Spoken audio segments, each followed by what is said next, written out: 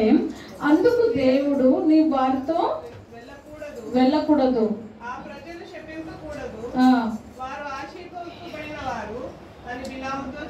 ఆమేన్ హల్లెలూయా. వారెవరంట? ఆశీర్వదింపబడిన వారు. మనం ఎవరము? చెప్పాల గట్టిగా, మనం ఎవరము?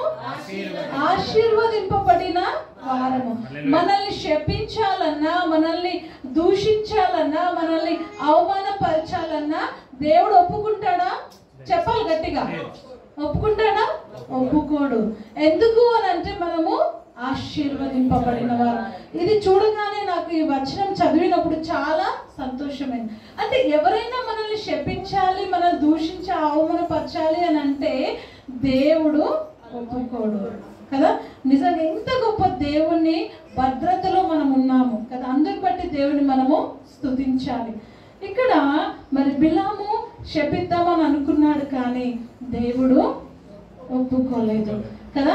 మరి నిజంగా అనేక ఆటంకాలు మనకు కూడా వస్తూ ఉంటాయి, ఎన్నో ఆటంకాలు వస్తుంటాయి, కానీ దేవుడు మనతో ఉన్నాడు కాబట్టి ఏది మనల్ని ఎంత మాత్రము హాని చేయదు. అందరం కూడా హృదయపూర్వకంగా దేవుని ఆరాధన చేసుకుందాము. మరి నిజంగా గత ఈ మాసం అంతట్లో కూడా మరి 4 ఆదివారాలు ఎవరైనా చర్చ్కి మిస్ అయ్యారా? 4 ఆదివారాల్లో ఒక చర్చ్ అది అంటే మొత్తం చర్చ్కి అంటే 4 ఆదివారాలు దేవుని సన్నిధానంలో గడపడానికి దేవుడు కృపనిచ్చి, అది కూడా కుటుంబంగా దేవుని ఆరాధన చేయడానికి.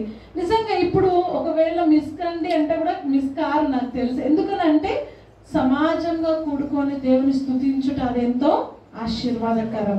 నిజంగా అందుని బట్టి దేవునికి వందనాలు చెల్లిస్తాం. ఈ మాసం అంతట్లో నిజంగా దేవుడు తన ఉచితమైన కృపలో ఈ జూలై మాసం అంతట్లో దేవుడు కృపను చూపించాడు. ఈ 4 ఆదివారాలు దేవుని సన్నిధానంలో గడపడానికి, దేవుని ప్రజలతో గడపడానికి, దేవుని బిడ్డలతో గడపడానికి దేవుడు మనకి ఇచ్చిన గొప్ప అవకాశాన్ని బట్టి దేవాది దేవుని స్తుతిస్తాం. ఎంతో మంది సమయం, ఈ క్షణం, ఈ గడియ మరి చూడకుండా గద్దించిపోయారు, కానీ నువ్వు ఇంకా నీ కుటుంబంతో కలిసి దేవుని ఆరాధిస్తున్నావు, నీ ప్రజలతో కలిసి దేవుని